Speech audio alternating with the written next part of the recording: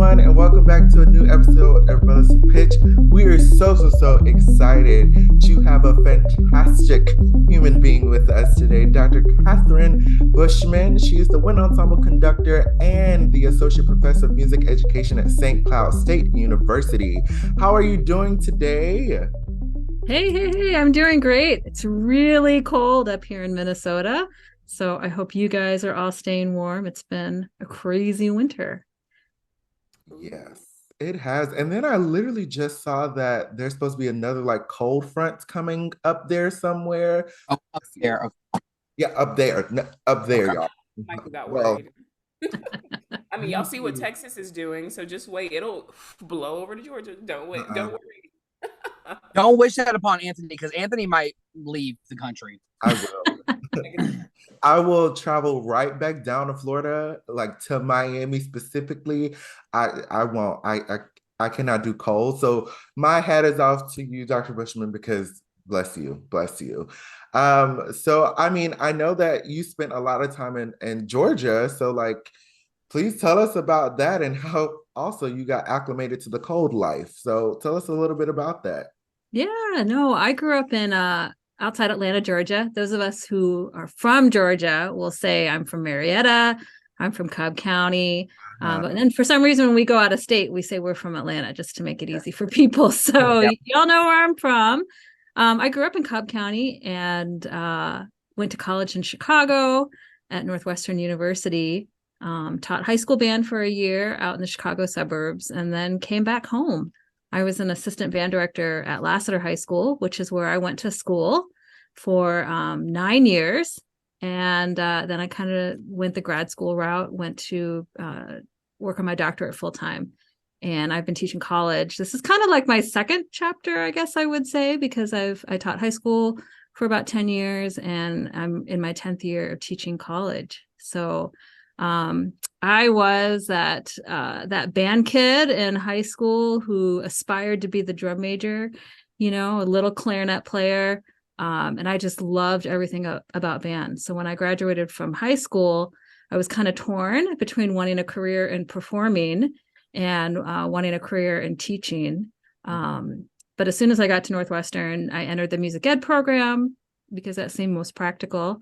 And after I graduated, I just went into teaching high school. So it's been a journey. I really, I love high school band. I think that's because that was what gave me so much in learning music and being part of a community.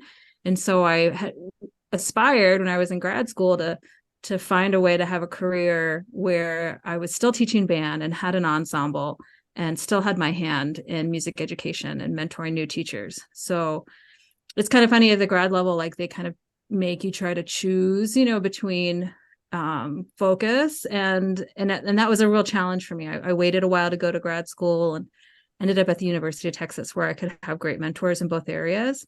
And but it's like you find these challenges and all it takes is just one person to tell you, that's a good idea. And I had a professor at Texas who was like, well, what is it you want to do? And I'm like, well, I want to teach band and I want to help future teachers. Yes. And she's like, there's a lot of ways to do that. And so I was like, okay, and so I did my focus in conducting, but was able to find college jobs that allowed me to do those two things. So that's what I keep doing. Wow.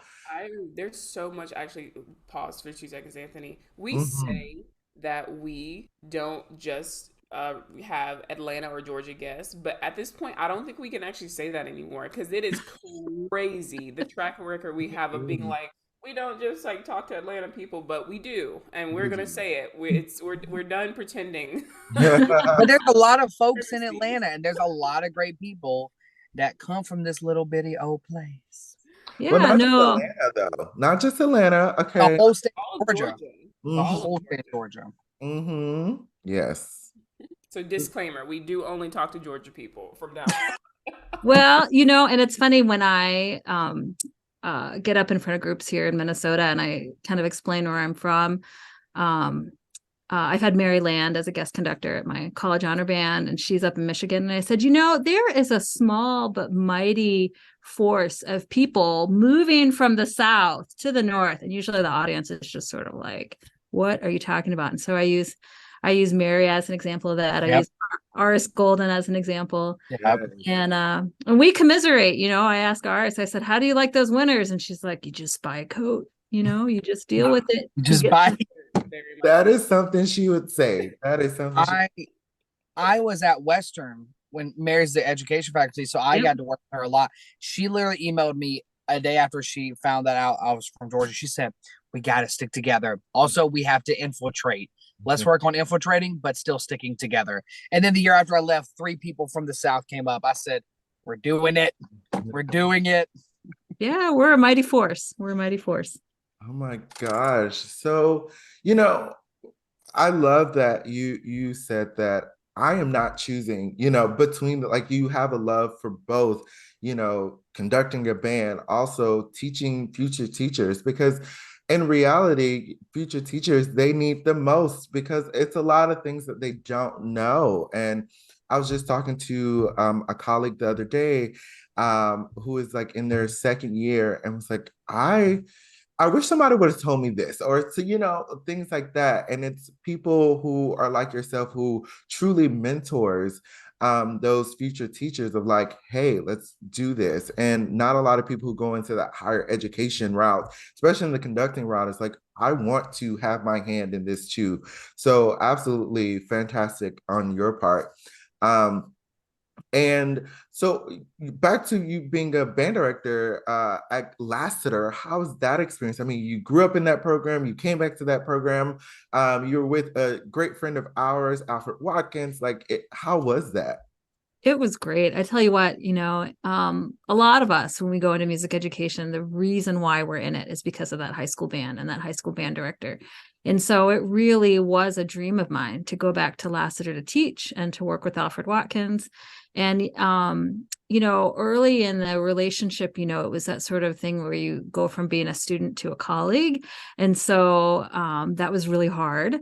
2 of my former teachers were there, Sue Samuels and Alfred Watkins. And so they welcomed me in. It was my second year teaching. And, you know, I knew the program really well, but I was also really intimidated. You know, I'm like, these are kids who know what good teachers are. This is a really busy program. And they just welcomed me in. They said, you know, first of all, Mr. Watkins said to me, he's still Mr. Watkins, but he said, you know, Susie and I are best friends and we sort of read each other's minds. So don't feel bad if you feel left out. And that's a pretty typical thing when you're a young teacher, is you're just kind of trying to catch up and all of that. So they just welcomed me in and gave me plenty to do. And I just learned about teaching band, about being a part of a big program.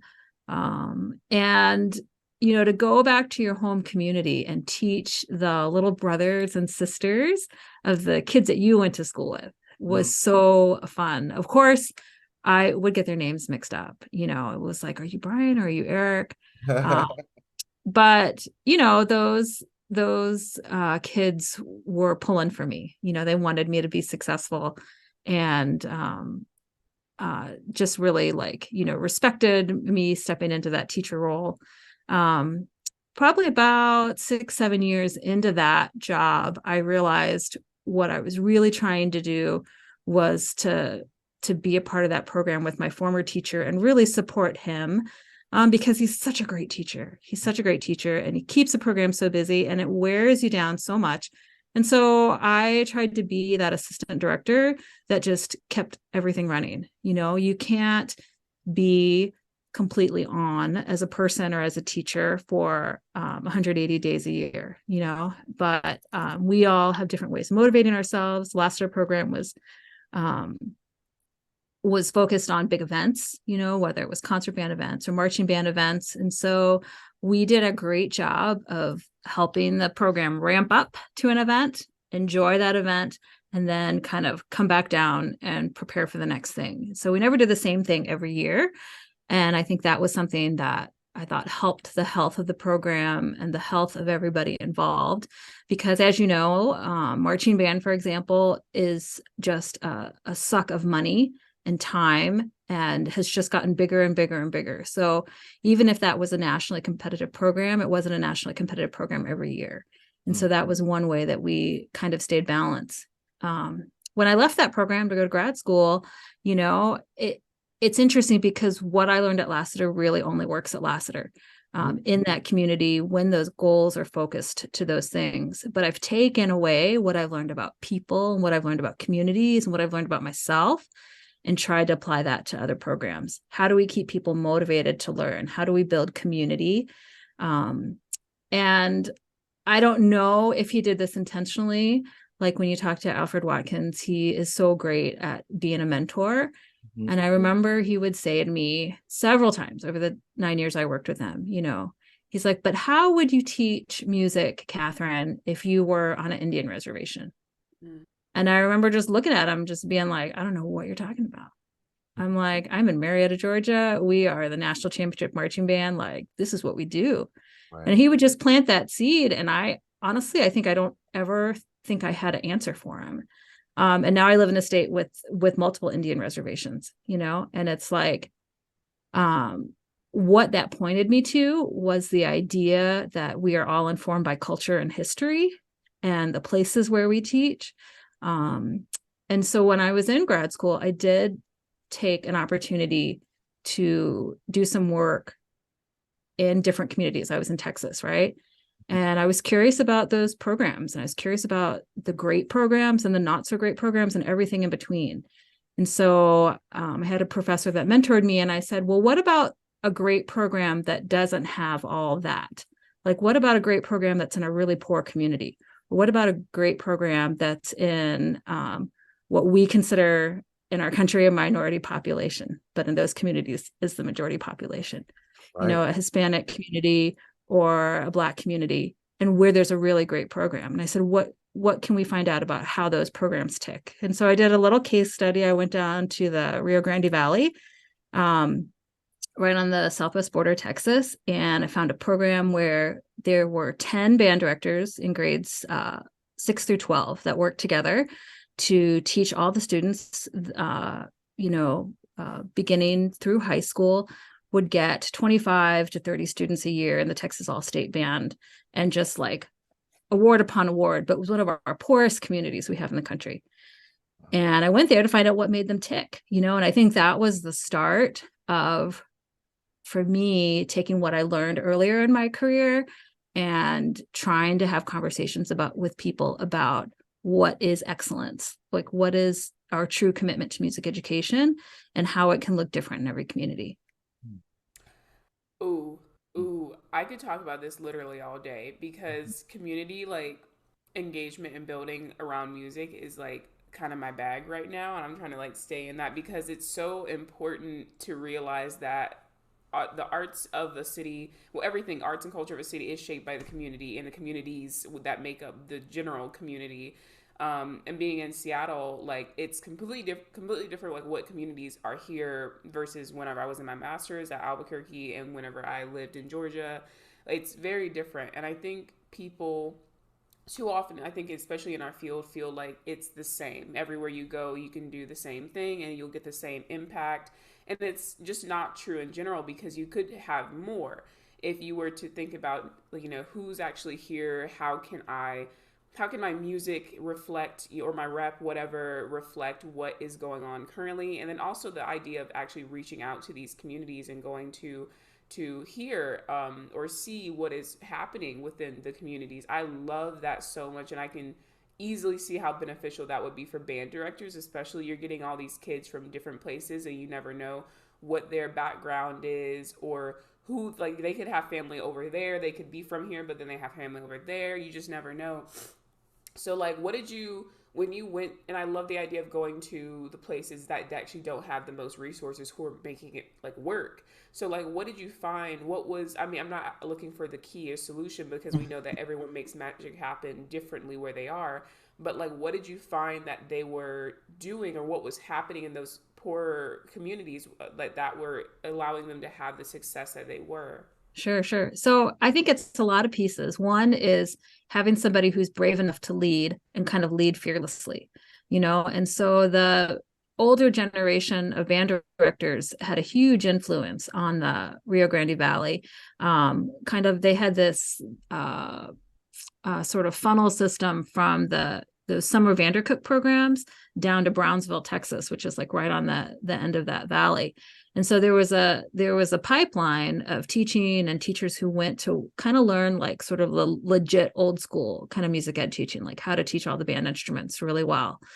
And then the second piece was community buy-in. And in Texas, one of the things that's amazing is that they have supported athletics and fine arts like equally, in terms of state funding. And so that provides a lot of resources in terms of a community that might not be able to afford a really nice facility. Everybody has really nice facilities. Everybody has instruments, and the support for the number of teachers they wanted in that program was there. And then the other thing is actually a challenge, which is retention of teachers. That continues to be a challenge. But what is great about it is you've got teachers who are from that community that are there for a variety of reasons. They want to make a difference. They're bringing in their friends from undergrad who might be from Fort Worth area. You see some people from kind of outside there where they grew up. But it's one of those places that when you grow a program, you immediately see results because you have those key pieces in there. I tried to dig a little deeper and see like what some of the other elements were that made it so special. And, it's a little fraught. It's not a perfect system, but there is that sort of that tough love kind of situation where these teachers will push those students more, I think, because they understand their backgrounds, because they know that in the summer we keep the band room open because these are kids that want a place to go. And I think being from that community provides a piece of understanding that maybe when I see colleagues who are not from the community or who don't hold those identities that their students have, they don't adapt as well or in the same way as these teachers did. So I'm just very thankful that you took the time to go into these programs, because a lot of the time, especially in our curriculum, as we go through education, we are taught to teach one type of band, not all. And I remember saying that when I was in the undergrad of like, when it came time for me to be a student teacher, I was like, and this is no shade to your home, but I was like, I don't want a student teach in Cobb, because the likelihood of that being my first job is highly unlikely. It is highly unlikely. Can I be placed somewhere where it is maybe lower SES school, with these challenges, blah, blah, blah, because that is most likely what I'm gonna be dealing with. And so I got placed in a school that I truly learned. It was a high Latinx community, which was completely different from my community in a lot of like minute things. Like, of course, we had some shared experiences, but it was completely different. So I got to learn more about that community. And in my first job teaching in Florida, I had both population of Latinx along with Black community. So I'm like, okay, I now know more about the students that are sitting in front of me than if I didn't have that experience. And so I think for our students, coming up, it's sometimes I always kind of felt like a disadvantage of when you're in those music education classes, you have to teach this way. Well, sometimes we don't have this instrument, or we don't have that privilege to do this, to do that. And I always wanted to know, do you think there will be some type of reform in that part of our education curriculum for our teachers, our upcoming teachers, to say there's not one type of band? There are multiple types of band, and there's multiple types of success in your program. It doesn't all need to look like this one, thing that you see in the textbooks. What are your thoughts on that? Well, I think the reason why we're not talking about that more is the people who would encourage us to think about change are the music education people, and the people who need to embrace it are the wind band people, honestly. And we see those divides in almost every music school there is. And I feel like it was probably around 2010, 2011, there was like an outright fight that broke out between these two sides when College Music Society published, this manifesto of what undergrad music education should be. It was really kind of, I feel like it more than stirred the pot. I think it just like put it out there that the undergrad music education or the undergrad music degree, not just music education, is not serving the future of music in whatever form. And because those two sides had already decided they didn't like each other, there was very little room for us to kind of come together and make change. And so we saw the university conductors sort of feel threatened by this talk. And then history sort of moved on and the pandemic came about, and then we just kind of set it aside and we haven't quite figured out, like, it just sort of cooled off on its own. But two things I really thought about in my music ed program most recently. One is this conversation has been happening for a long time.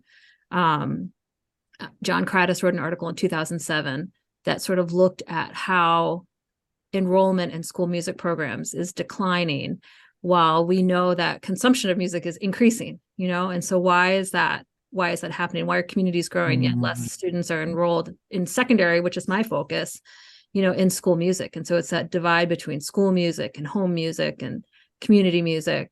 And the second piece is when you look at that and you look at instrumental music education, for example, and you just make a simple statement, which I think can be pretty shaking, is instrumental music education as it exists has not had significant reform since the mid 19th century. Yes. And when you look at that and you think about how many things have changed, like we don't drive the same cars, we don't read the same books, we have all this technology that's changed how the world works. The ways in which the world was separated culturally have completely been shattered by technology, and so like what kind of music is happening in India or Korea or China and Indonesia, like those things aren't a question anymore. You just turn on YouTube and you can listen to it.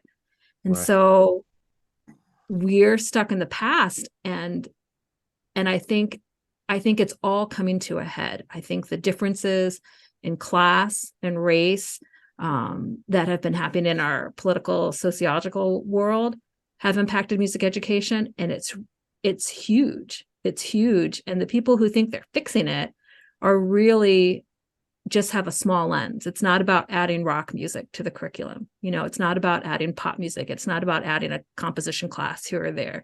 You have to understand why we're here, how this happened, and then decide what principles I think are going to guide us that are going to change how we do everything. When you look at it that way, it completely changes, because what you were saying, Lauren, about how music is community-based, just that alone, right? When you take that lens to everything that a 8-year-old does in music class, to a high school student, to a professional, and you just look at who's involved, who's making the music, who's involved, who's it for, that completely changes the rules of the game. So we've got a ways to go. But what's exciting is that there's almost no place you can do wrong.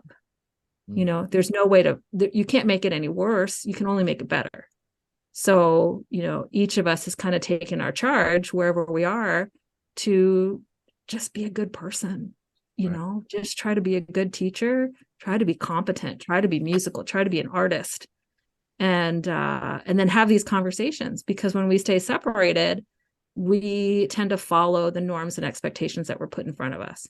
And we never want to say that our teachers or our conductors and the people who have inspired us did any wrong, because they gave us so many opportunities, but as we all move forward and you all move forward, and our audience here moves forward, you get to decide which way you go. You get to decide who the music's for, which music you're going to perform, who's going to perform it, for when, how often, who's going to evaluate it, if anybody, I think it was Cynthia Johnson Turner who said when she was on the podcast, if you took a person from 1910 or let's say 1950s out of a band room and plopped them into a band room today, they most likely will know what to do because nothing has really changed Yeah. in those amount of years since, in school band after World War II has been. Yep.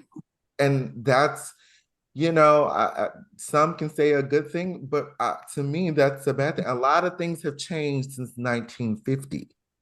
Yes. A lot of things, a lot of Yes. innovations, a lot of social reforms, just a lot of things. But the fact that a person could still be like, oh, I need to pick up my instrument, it just might be Symphony in B flat by Hindemith right here in front of me. I know what I need to do. That is it.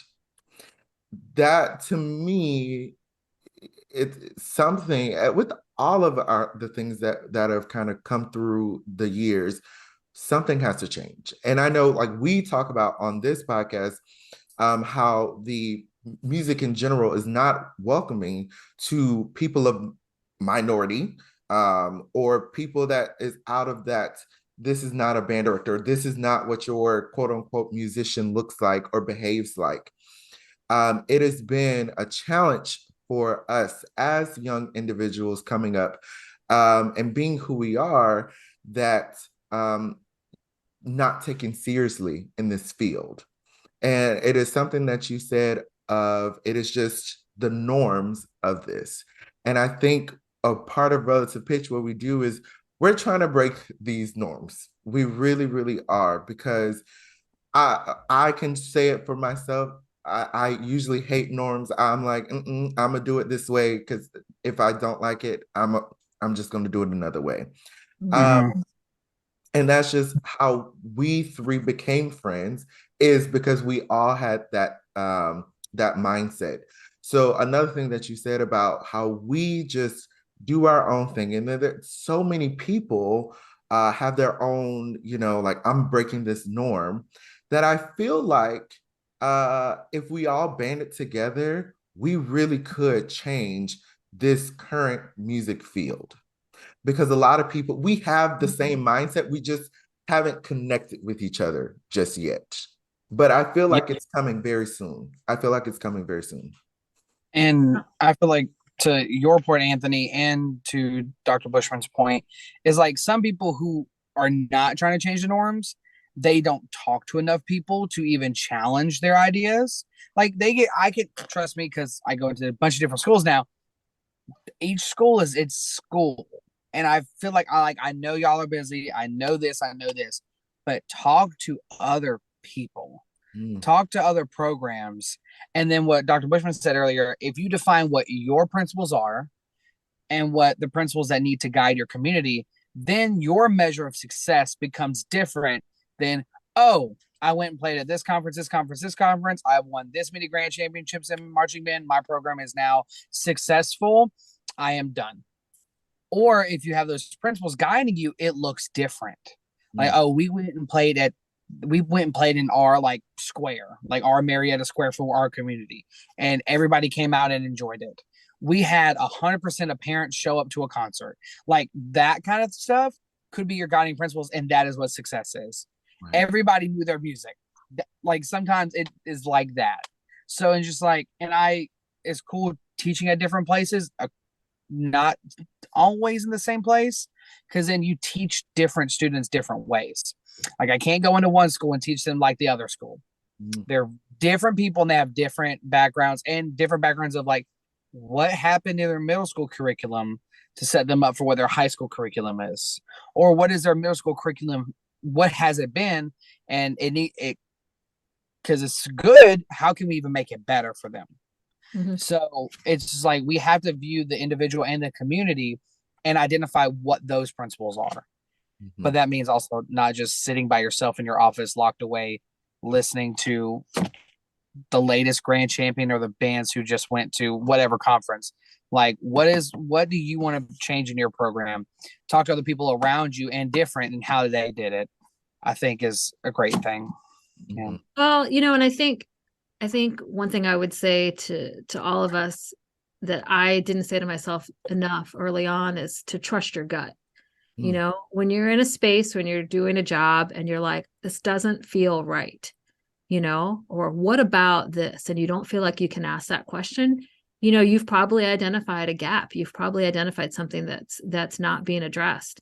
You know, I had been as an assistant director to Bands of America, you know, Grand National Championships several times. I did it as a student in the band. And you're like, well, who's on the field here? And who do they represent? You know, and it's maybe 10% of high school bands out there. And I'm like, well, we're all great and we're doing great, but is this really the need I feel to do this? Is this really that important? You know, and I think for me, going into a teaching career where I didn't center that, you know, has allowed me to grow as a musician, has allowed me to take my family to live someplace where I wouldn't normally live, because as a college teacher, you kind of have to go where the job is and find those common threads. And you find out that not every kid who's learning an instrument wants to make all state. You know, not every band director who's teaching band wants to get a one at festival. You know, we all sort of, what you were just saying, Michael, we all define our success differently. And Minnesota on the whole is not a competitive band state, you know, and there's a lot of reasons for that. The weather, funding, the fact that our communities are so spread out. So what do music teachers have in common? Well, we're passionate about kids, we're passionate about repertoire, but we're struggling to find a way to grow, because we were raised on these norms that were based on enrollment, that were based on funding, that were based on all these things that you're expected to have. And what's kind of exciting to me is to see educators who are breaking that quicker. You know, we've got some teachers in Minneapolis public schools. Leslie Earls at Edison High School is a great example. And she is a white teacher, you know, teaching in a diverse community. And the concert band is not the center of her program. You know, shock. You know, how can she have a music program and not have the concert band as the center of the program? Concert band happens. There's a lot of students in it. It's part of the day. Jazz band is big, and bigger than jazz band is her drum line. She has 2 levels of drum line. And she didn't grow up playing in drum line. So that's something that she looked at her school and her community and said, what can I do to add music to this school? And she talked to the kids in the hall and said, what kind of music do you want to make? And she built that into a drumline program.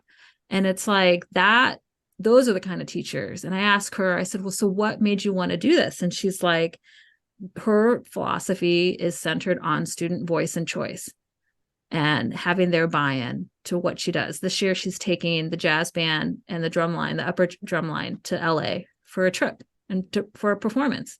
And it's like, she didn't need a contest to do that. But that was the part of the program that she wanted to emphasize. And we see teachers who are offering different styles of music outside of the school day, you know, because it's like, what would you rather do as a music teacher? Would you rather coach kids for Allstate? Would you rather teach lessons? Or would you rather start a hip hop club? You know? And so Eric Songer in Chaska, Minnesota, is offering these sort of, he calls them like 6-week modules, and kids could come in and learn pop music. They can create their own ensembles. They can do drumming. They can do, you know, all kinds of things. And again, that performance ensemble is not the center of his program, offering variety, offering more spaces for kids to take part in music. So, you know, I think it's happening, but just like you all are saying, like, it's happening slowly. And, you know, even anything that in your instrumental pedagogy is different from using fill in the blank standard method book. Like, do we really need that method book? Like, what really is the best way to teach? And you'll talk to teachers who are like, yep, taught essential elements for 5 or 6 years, and I wanted something different. And I think Jen Bergeron, who's a friend of mine, a former student, is teaching in Round Rock, Texas, has centered her program on teaching the individual, you know. And it was a really big deal for her to get that program at Midwest last year, because she wanted to show that she can teach an ensemble just as well as anyone else that's based on different musical and learning principles for her students. So I think what we have to do is what you're saying, talk to people. We have to watch them teach. We have to go into their schools and see what's important and mentor each other. Tell somebody who's struggling, welcoming into the profession, this is the way I did it. How do you want to do it? How can I help you do that? Because it's hard. It's hard to be out there. A lot of us feel really isolated.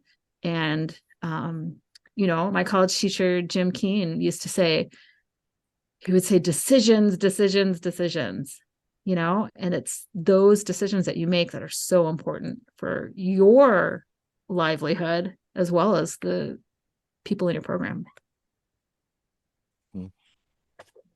I just, there's so much that was running through my head, thinking about like my own, like, middle school and high school experience versus like the normal public school like experience. We talk about this a lot because I went through a 6 through 12 fine arts magnet school, which was very different. I never did marching band, which I have mixed feelings about now in my life. I think earlier in my life I was like, haha, I never had to do marching band. Like, especially in Georgia, it's so hot. Oh my gosh. But now I'm kind of like, man, like there's something that's a whole different level of community engagement and community building that you have within marching band, that I've learned from now teaching and observing and things. But I'm thinking to myself how different like music education would be if it was centered around community, in the sense of the community of the students who you have in front of you as a band director, but also the community that you are embedded within. Instead of being like,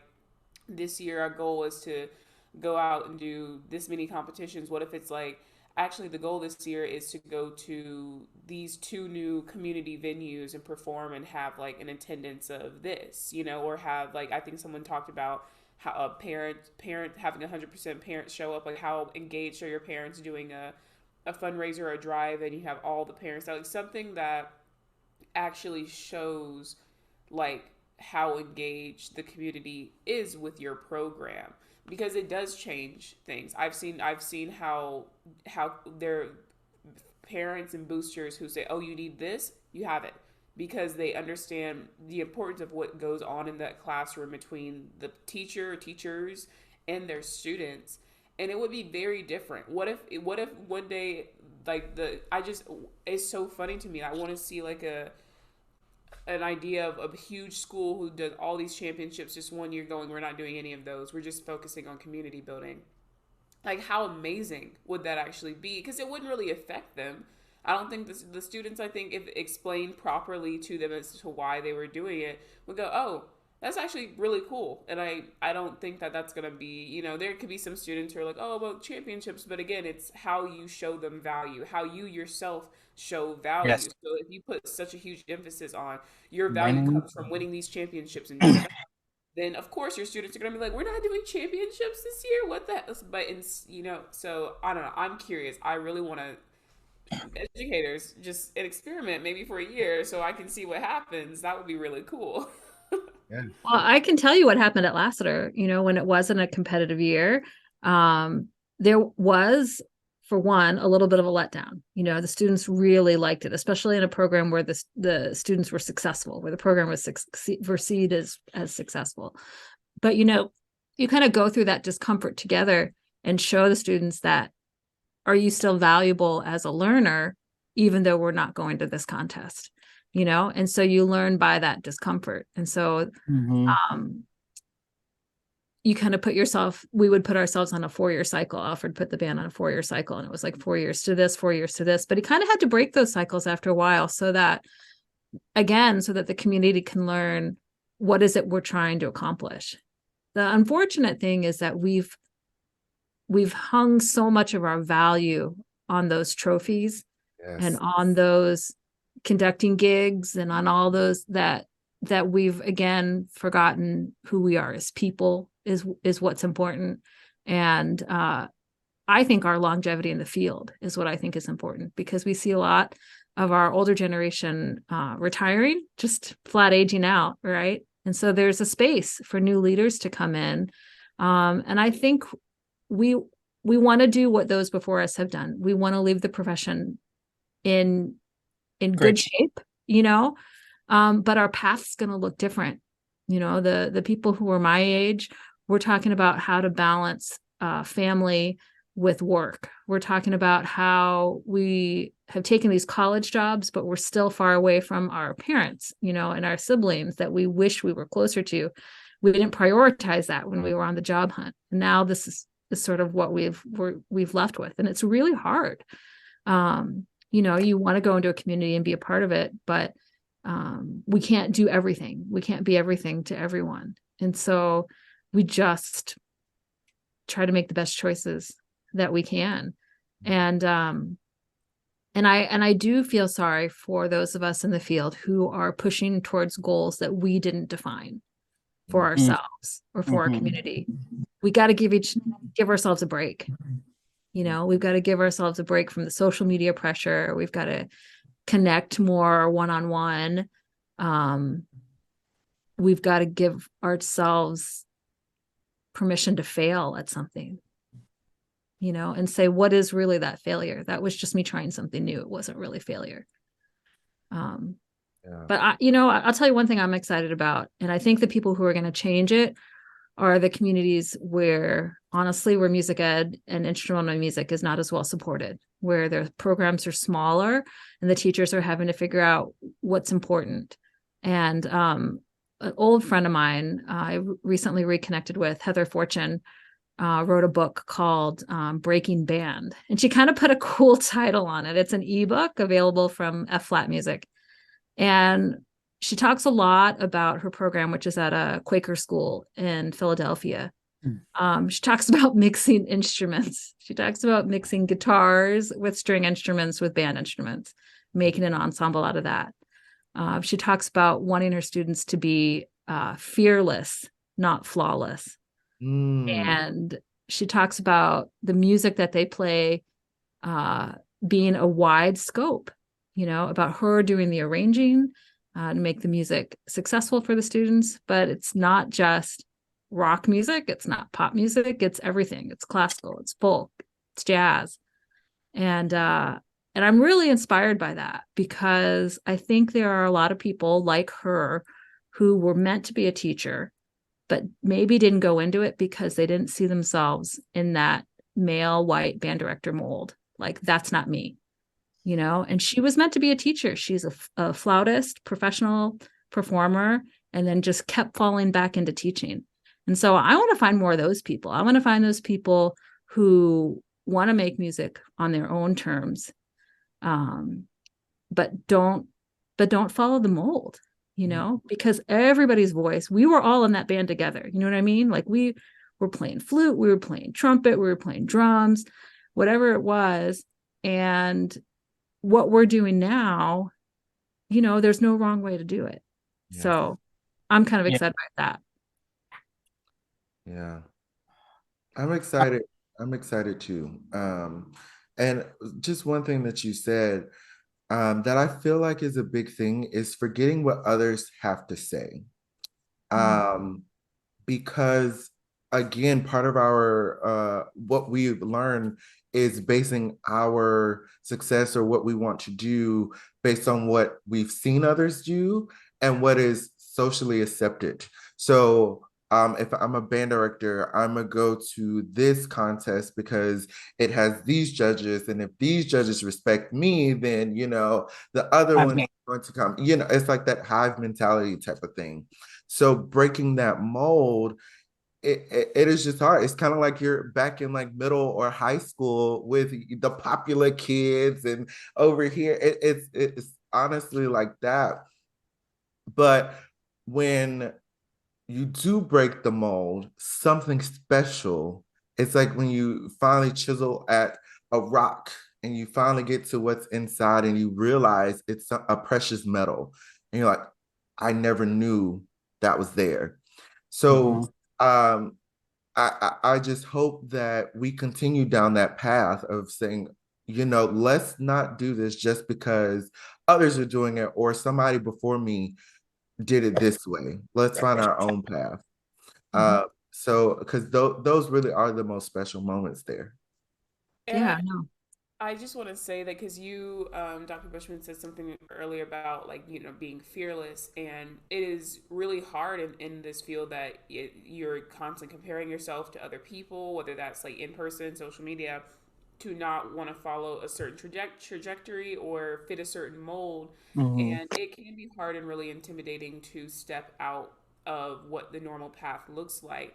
And I think the biggest thing that I've had to learn for myself. It is weird transitioning from you go from like high school to undergrad, and then especially when you get to like grad school and you're learning like you're like borderline student, borderline collegial because you're like working out in the field yourself. It's like where is the line to like wanting to take the advice of people who are trying to mentor me versus being like I actually don't think that's me. I actually don't think that that is something that I value the way you value, or maybe we just don't have the same morals and values, and that's fine, but we're just different people. And it can be super hard because there have been, I know there I've had friends who've gone to festivals, summer festivals and things, the big name ones, and they're told like if you don't follow the straight and narrow path, like you're not going to get the same things that your other colleagues are going to do. And it's so disheartening um to think that just because you're finding your own self, your own way, that you could be looked at differently than your other colleagues. But I think the biggest thing I've had to learn personally for myself is like while you're finding your path, there are going to be mistakes and things that you have to adjust and change moving forward. It's not going to be perfect on your new path you're discovering for yourself, because you have to learn what the actual ranges are, like what are the things you want to add into it. So like I just want to encourage like people who are listening, like you're going to mess up and it's okay because you're messing up for a purpose. It is intentional mess ups that you go, you know what? Okay, I see what I was trying to do. Let's change this for next time. You're going to learn, you're going to grow from that, but it's better that you're doing that with intention. I'd rather go to a million concerts, shows, recitals, whatever, thesis, like defenses, whatever, that like I'm like, okay, I know what they were doing and there's intention there, and I can't wait for them to find exactly what they're trying to say rather than going to the same thing Mhm. over and over and over. Yes. I'm over it. I don't Yes. want to go to the same concerts anymore. I'm not going. I'm not going. I'm an adult with a choice. I can choose. I'm not going to those things anymore. But like I want to go to the ones that I feel like I can see who they are and what they value through what they're showing, and it's something different, it's something unique to them. So but it's to get to that point, you have to be fearless. You have to go, I'm gonna mess up and it's okay, and know that you have people like me who are supporting you going, yeah, I don't even care about the mistakes, but you are trying to find out who you are and you're doing it with intention, and that's what's important. Mm-hmm. I love that. I think about the teachers I've had that had the most impact on me. And I think they never said to me, Catherine, you need to do this, you need to do this. They really just wanted me to learn and be the best that I could. And they wanted to help me when I wasn't doing so well. And I think I just listened to a lot of talk that wasn't there, that honestly wasn't there. And we're entering a phase now where identity and musicianship are hand in hand, right? And we have to embrace, like, every time we see somebody taking that step to say, this is who I am and this is my musical art, and accept all of it. I love the collaboration at Midwest Clinic this past year between the U.S. Navy Band and Eighth Blackbird, and Viet Quang is a former student of mine and a friend, and he put his heart out there. Yeah. It wasn't just about trying to write a great piece for these two ensembles. He had a collaboration that believed in him and believed in what they were trying to do. And as they told that story of the Navy band's captain looking for this opportunity, and you talk to the leaders in Eighth Blackbird, he said, well, yeah, I grew up on band music, and of course I would want to do something like that. And Viet taking an opportunity to write music that reflected the music that his dad played for him in the car on the way to school, and the grief he's been feeling over the loss of his dad. The fact that he could put all of that on stage and put all of it in music and it be so stunning, it shows us that that's what we have to allow, as opposed to somebody trying to meet somebody else's norms to make a piece that's fantastic for other reasons or other, show off only just the skill of the composition. But it was that identity and vulnerability that was put into all of that, I think, that made it even more meaningful and impactful as we move on and as we experience those kind of things. I think he was one of our first season 1 guests and everything, and it just amazing. He was so nice. We love Such us. We love. Yeah, I mean that's so beautiful, and that's what we want in our future students. We want in our future educators is a sense of vulnerability, of truly connecting with music in whatever form or fashion that comes in. I know, some people growing up in band, they're only taught band music is real music. The music you listen to on the radio is not real music. No. Not true. Not true. In fact, for me growing up, my real music was R&B. It was hip hop. It was gospel. That is real music to me and my family, even today. And they know what I do. They see what I do. But the real music is the music that is in our community, is in our culture. So anytime I get to do something that kind of bridges the gap, that's why I love Kevin Day's Concerto for Wind Ensemble so much, is because, and I told him this, I said, this is the first piece where I truly felt as a whole, you combined one of my loves of band music and the other love of R&B and gospel in a true sense of what that is. This is the first time, and luckily I was in the premiere performance, and I just remember how electrifying that performance was. It was fire. I saw the recording, I heard the recording. Yes, I'm like, and I remember after that first movement, everybody knows that in classical music, never clap between the movement. But after that first one, everybody was just like, what? Like, we just had to. I never felt that, yeah. Yeah, we had to. Because one, and the culture that he was, writing that for, we would have clapped. Because it would have just been like a concert. We would have clapped, especially something that dynamic going on. We had to show our appreciation for that. And I just went up to him almost sobbing, wow, this is what I've been waiting my entire band career to finally hear, is a mix of two of me together. So thank you very much. And so, but that goes back to what we've been talking about this entire episode of community. What if I was still in middle school and I heard that piece for the first time? And now I'm like, ooh, maybe I want to do that. Maybe I want to compose now. And now, because I stand on the shoulders of Kevin, now I want to do something probably a little more advanced or a little more out of the box. Where would we be then? It's really it's limitless, really. Oh no. And we are hearing, the up and coming composers talking about that, those moments where they felt like they were seen and that they could tell their stories. Marie Douglas, I've seen her online talk about that. And it's like, yeah. And not only you saw somebody telling a story of African-American life that wasn't Black, and you realize that you could tell that story in an authentic way. Right. I've talked to Kate Nishimura, and she talks about the importance of the name and how, she puts herself in that situation of, what if I were sitting in my middle school band and I saw a piece by a name that looked like mine? How much does that mean?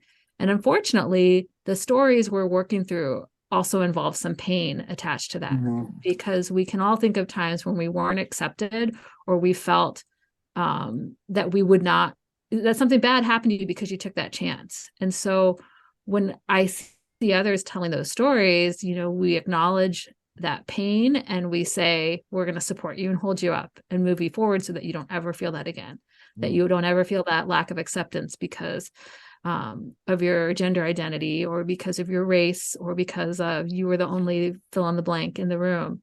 And the thing I've learned is that because of those uncomfortable moments, the things that I thought I could never approach, I'm learning that there's life after that, that we work through that. We work through grief, we work through discomfort, we work through the feeling of not belonging, and we're stronger for it. So, I do think it's important when I talk to people of different experiences than mine that I encourage them, because I don't ever want to see somebody not do something just because they're afraid, because I feel like I won't fit in, because I feel like I'm going to make a mistake. And there's a lot of us out there that feel that way, like on a daily basis. So, we put so much pressure on ourselves, and we have to let that go, because great things can happen when you take a chance. Absolutely. Absolutely. It has been a pleasure having you on with us. It is exactly what was needed. Thank you so much for coming and telling your story and letting us into your knowledge. It is just amazing. We are going to link all of your information down below for all of our audience to go follow you and become part of your village, as we always say here. Again, thank you so much for doing this with us. No. Thank you for welcoming me in. It's an honor to just meet new people and hear your voices and hear your mission. And I love it. You're building a community, and I'm excited to be part of it. I was gonna say, you're definitely now part of the village. So. The village. Thank you so much. And to our audience, please check out everything with Dr. Bushman down below. And we will be back next week with another fantastic episode. Have a great week, y'all. See ya. Yay, thank you.